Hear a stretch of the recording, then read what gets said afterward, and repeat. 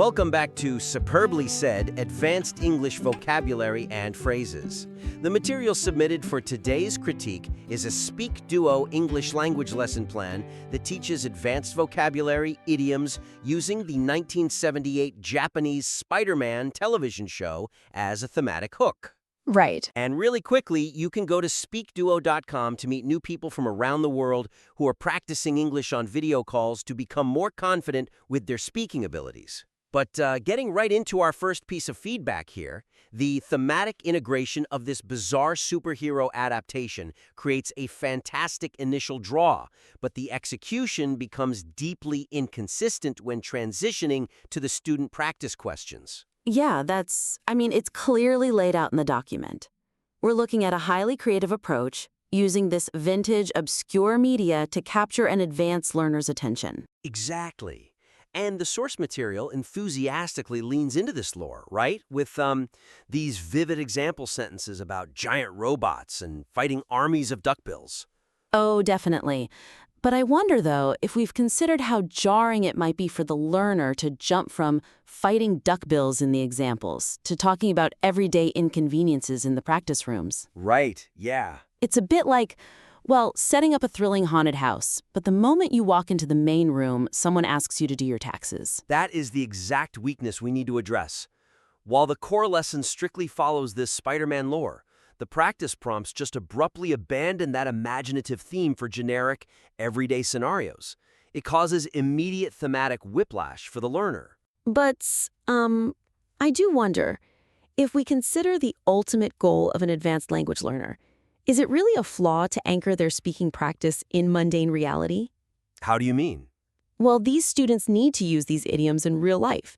In the office, at the grocery store, or during a job interview, not just while fighting duckbills. Aren't we doing them a disservice by keeping them isolated in Fantasyland during the breakout rooms? That is a very fair question, but it kind of overlooks the cognitive mechanics of how advanced vocabulary is actually acquired. Okay, walk me through that. So, when a student is learning a complex, highly nuanced phrase, their cognitive load is already peaking.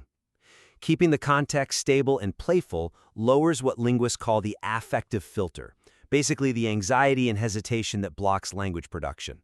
Ah, I see. If the student is already laughing about a Japanese Spider-Man fighting a giant robot, maintaining that narrative allows their brain to focus entirely on the new grammatical structure. Right, because they aren't suddenly trying to figure out a new context. Exactly. When the practice prompt suddenly forces them to recall a time they dropped an iPhone or tripped in public, you are forcing their brain to build an entirely new, stressful, real-world mental model. While simultaneously trying to retrieve brand new vocabulary. Yes. That context switching drains the exact cognitive resources they need to practice the idiom. So the abrupt shift in topic isn't just an aesthetic disappointment. It actively creates friction in the learning process itself. Precisely. So the suggestion here is to maintain the thematic momentum by framing the practice questions around creative, low-stakes, pop culture, sci-fi, or storytelling scenarios that encourage the exact same level of imagination as the lesson's core examples. That makes perfect pedagogical sense. What does that actually look like when applied to the specific idioms in this document? Well, a concrete example is how the document currently handles the phrase, add insult to injury. Right now, it asks learners if they've ever tripped in public. Which is a bit dry. Very. Instead, prompt them to describe a time a fictional movie villain made a foolish mistake that made their own catastrophic situation even worse. Or, let's look at the phrase ahead of one's time. Right. The current prompt uses Nikola Tesla. Exactly. Rather than defaulting to real-world historical figures like Tesla, ask them to discuss an old sci-fi movie or a comic book that accurately predicted future technology. That is fascinating. It completely reframes the exercise. A student talking about how a James Bond villain adds insult to injury by monologuing instead of escaping is going to have a much more vibrant conversation. Far more engaging than forcing them to painfully recall a personal embarrassment at the grocery store, yeah. Totally. It turns a standard language drill into a genuinely compelling storytelling exercise, which is exactly what advanced speakers need to practice flow and confidence. Exactly. And that principle of reducing unnecessary friction brings us directly to our next major area of focus, The placement of the SpeakDuo Pro promotional content and AI feedback examples disrupts the educational flow by appearing before the actual lesson begins. Oh, yeah, the onboarding sequence? Right. The weakness here is that the user is confronted with highly specific AI feedback examples, like correcting the pronunciation of the word yeah, and fixing a disorganized sentence about a corporate 5-year plan at a specific 00.46 timestamp. And this is all happening before they've even seen the first idiom. Yes, before they've even been introduced to ring a bell. Showing a user timestamps and complex grammar corrections for a speaking exercise they haven't even participated in makes the opening feel deeply cluttered and confusing rather than welcoming. Building on that point, what if we looked at it from the perspective of the business itself? We have to acknowledge that SpeakDuo is a platform that needs to convert free users to SpeakDuo Pro. Sure. Is there a risk that pushing the promotional material back to the end might severely reduce those conversions? Right now, looking at the layout, it feels a bit like being handed the receipt and the customer satisfaction survey before you've even looked at the restaurant's menu. That's a great analogy. It is logically out of order. However, a product manager might argue that if users drop off halfway through the lesson, they never see the upsell at all. Doesn't front-loading the value proposition secure the business objective? It is a common argument for sure, but it fundamentally misunderstands user retention in educational products. Yes, front-loading puts the promotion in front of more eyeballs, but it creates such a high cognitive load before the actual learning has commenced that it increases early churn. Right, they just get overwhelmed and leave. Exactly. When a user clicks into a lesson expecting a fun deep dive into a 1978 Spider-Man adaptation, and they're immediately hit with a slide demanding they analyze an AI correcting a stranger's grammar about a corporate 5-year plan, the immediate reaction is confusion. They're probably thinking, am I in the wrong room? Did I miss an assignment? Precisely. That confusion breeds frustration, which leads to them closing the window before they ever reach the actual content.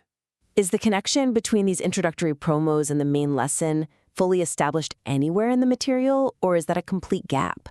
Because an AI correcting someone's grammar about a 5-year plan feels entirely divorced from the superhero theme. It is a complete gap, which is why the opening feels so disjointed.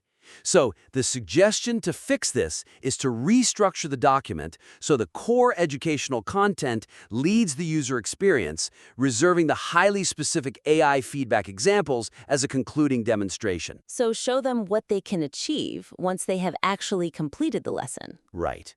You must let the lesson breathe and deliver its promised value before asking the user to invest in the premium features. What are some specific structural ways the author could execute that reorganization without entirely sacrificing the business visibility? The most straightforward, concrete example is to move the slides detailing the 7-day free trial and the specific grammar corrections to immediately follow the final thanks for coming slide. Let it serve as a natural next step. Makes sense. However, as an alternative, if the platform's analytics absolutely demand that the promotion stay at the front of the deck, you must rewrite the promotional content to match the theme. Oh, I see. Use an actual simulated mistake about the Japanese Spider-Man to tie the promotional AI feedback organically to the day's topic. Have the AI demonstrate how it would correct a student saying, "The robot make a big explosion." Show the AI correcting it to, "The robot caused a massive explosion." Wow, that is an incredibly smart compromise. You're preserving the underlying business requirement but completely eliminating the jarring cognitive leap. It demonstrates the product's value using the exact context the user just opted into. Exactly. Now, once we have streamlined the structure and cleared out the onboarding clutter, we have to look closely at the core academic content itself. The idioms. Yes. The definitions provided for the advanced idioms are undeniably clear, but they lack the comparative context necessary to help non-native speakers avoid common conversational misapplications. That's a really important point for advanced learners. It is. The specific weakness in this section is that advanced English learners often struggle not just with what a phrase means in a vacuum, but how it differs from similar, simpler phrases they already know. Right, like they know the basic version, but not the nuance of the advanced one. Exactly. For instance, the material defines to bury the lead and to codify, but it doesn't explain the nuanced difference between codifying a genre and simply starting a trend. This lack of boundary leaves learners guessing, which is highly dangerous in professional or academic contexts. Conclusion here. Perhaps the author intentionally kept the definitions incredibly simple to prevent overwhelming the non-native speaker? You mean to keep it accessible? Right. If we add too much comparative context, do we risk creating a dense, textbook-style lecture that bogs down what is supposed to be a lively conversational lesson? I see where you're going with that. Teaching an advanced learner to use an idiom like to pack it all in without explaining the heavy emotional nuance is a bit like handing someone the keys to a high-performance sports car but only showing them the accelerator and not the brakes. I love that analogy. They certainly know how to make it go, but they might crash catastrophically when applying it in a real conversation. But does teaching them the brakes ruin the fun of driving? Well, that sports car analogy perfectly illustrates why avoiding the nuance is a disservice. Teaching the brakes doesn't ruin the fun. It is the only thing that keeps the driver alive on the highway. Advanced learners don't want basic translations. They want mastery. They want to know the social parameters of the language. Exactly. If a non-native speaker uses a highly charged idiom in the wrong corporate context because they only understood its literal definition, the resulting miscommunication can be deeply embarrassing. Oh, definitely. The suggestion here is to enhance the definition sections by briefly juxtaposing each target advanced idiom with a simpler, similar phrase, explicitly explaining the specific emotional connotation or register that makes the advanced idiom unique. That is a critical distinction. It moves the lesson from simply memorizing vocabulary to actually acquiring social linguistic competence. Could we walk through a few concrete examples of how to implement those juxtapositions? Absolutely. And I want to make sure we cover all the phrases in the material. Let's start with to ring a bell. The document should contrast this with simply saying, I know that for a fact. Right, because they have totally different levels of certainty. Exactly. If your boss asks, did you see that email from accounting? Saying, I know it for a fact sounds aggressive if you just vaguely remember the subject line. You'd say, that rings a bell. Let me check. It's softer and indicates a vague, triggered memory rather than absolute certainty. That's a great workplace example.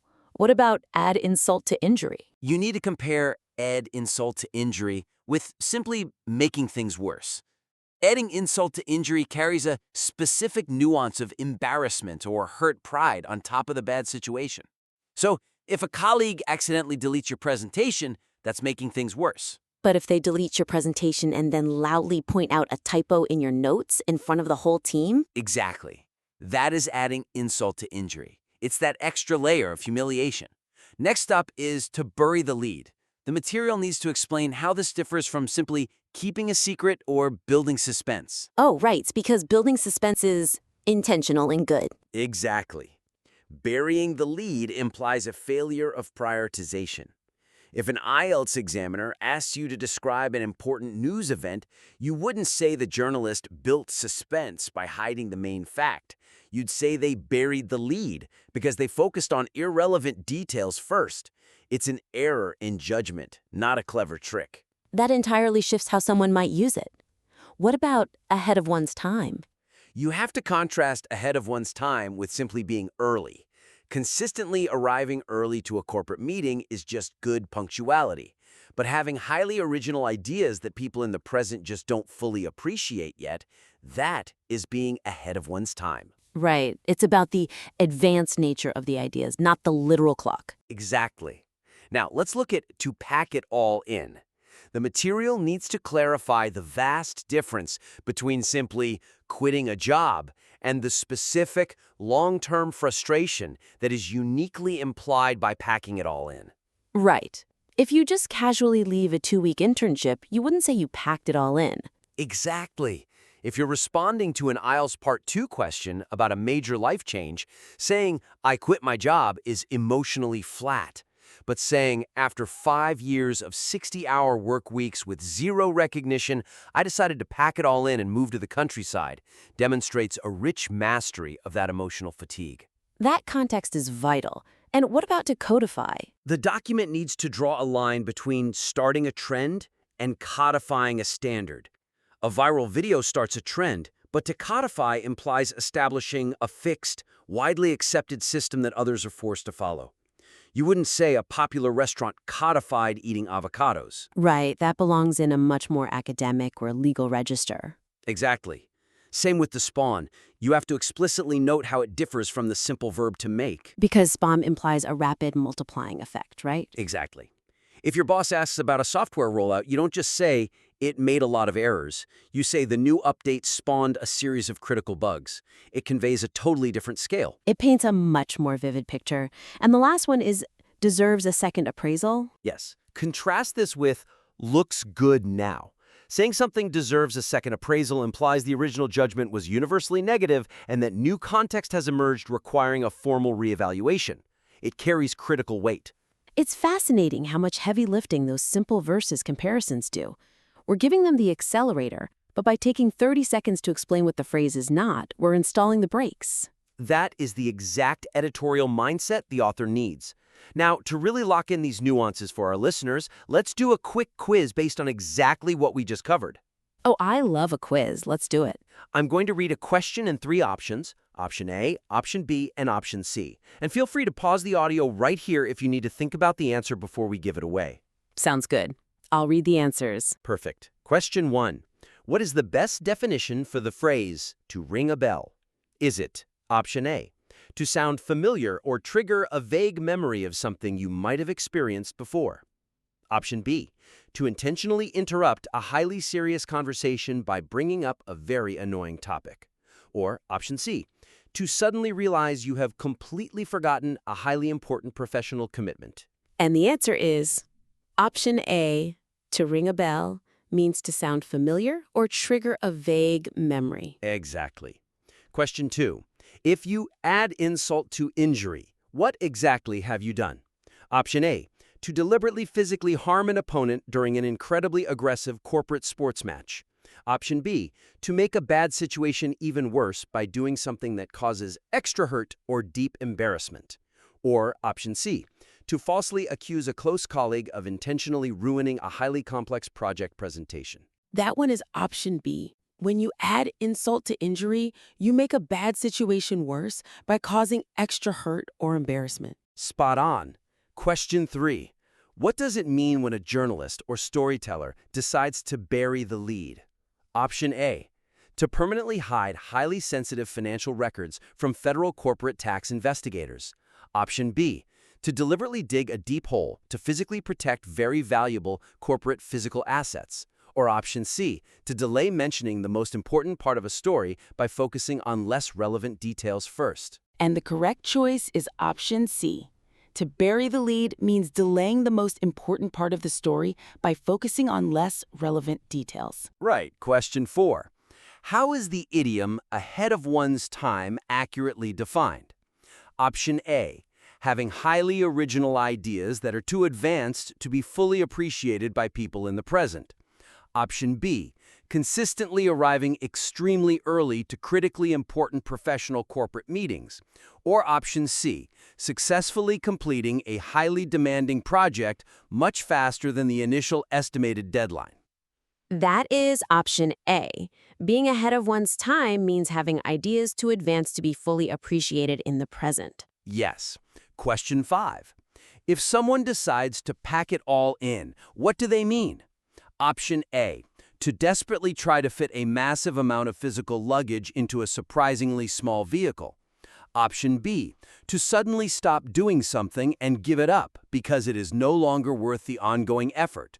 Or option C, to efficiently organize a highly chaotic corporate environment into a clearly manageable structure. The answer is option B. To pack it all in means to suddenly stop doing something because it's no longer worth the effort. Exactly. Question 6. In a professional context, what is the purpose of trying to codify something? Option A, to secretly encrypt highly confidential corporate emails to prevent dangerous external hacking. Option B, to successfully decipher a deeply complicated legal document during a massive federal lawsuit. Or option C, to establish something as a fixed, widely accepted standard that others then follow and build on. That one's option C. To codify is to establish something as a fixed, widely accepted standard. Perfect. Question 7. Which of the following describes the verb to spawn in a figurative sense? Option A, to cause something new to be created or give rise to a large number of things as a direct result. Option B, to suddenly completely destroy a surprisingly successful business due to poor financial planning. Or option C, to forcefully, rapidly push a highly reluctant colleague into accepting an uncomfortable position. And the answer is option A. To spawn means to cause something new to be created or give rise to a large number of things. And finally, question 8. What has happened if an object or idea deserves a second appraisal? Option A, to formally request a completely new financial valuation of a highly expensive commercial property. Option B, to be highly worthy of being judged or appreciated again with fresh eyes after being overlooked. Or option C, to aggressively demand immediate recognition for successfully completing an incredibly hard task. The correct answer is option B. If it deserves a second appraisal, it is highly worthy of being judged or appreciated again with fresh eyes. Nailed it! So a key theme running through our entire critique today seems to be the need for intentional, unbroken alignment, right? Oh, absolutely. Both in how the narrative is delivered and how the vocabulary is contextualized, we want the learner immersed, focused, and equipped with the exact social parameters of the language they are absorbing. That captures it perfectly. To briefly recap, we identified 3 major, high-level opportunities to elevate this material. First, align the student practice questions with the engaging Spider-Man theme to avoid thematic whiplash and keep the effective filter low. Second, restructure the document's onboarding flow to prioritize the core educational lesson over the promotional content, reducing initial cognitive load. And third, add explicit comparative context, those versus scenarios, to the idiom definitions to highlight their specific nuances. So, as an actionable summary for the author, you want to carry that sci-fi storytelling framework straight through to the breakout rooms. You want to take those specific SpeakDuo Pro AI correction examples and move them to the very end of the slide deck. And lastly, you want to inject simple comparisons into the vocabulary slides, showing your students exactly how these advanced phrases operate differently than basic verbs. We would genuinely love to see how this document evolves after these structural and contextual shifts are applied. We warmly invite you to submit your revised lesson plan or any future educational materials you are developing back into the show for another critique.